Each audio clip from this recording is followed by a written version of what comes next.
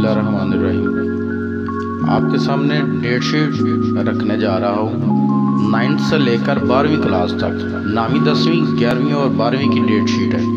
इसमें आप देखेंगे कि जो तलबा इम्प्रूव कर रहे हैं उनकी भी डेट शीट इसमें होगी।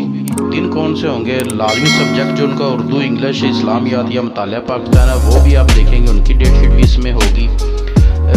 पहले जो आएगी आपके सामने अभी जो खुलने जा रहा है, ये देखें, सबसे पहले 9th की है, फिर 11th की है और फिर आपको नज़र आएगी 10th की और 12वीं की। इसी सफ़े के लास्ट पे जाके आपको वो डेट शीट नज़र आएगी जो इम्प्रूव कर रहे हैं वो, और जिन लोगों ने दोबारा जो फेल हो चुके थे वो पेपर देना वो, उनकी डेट शीट भी इसमें होगी।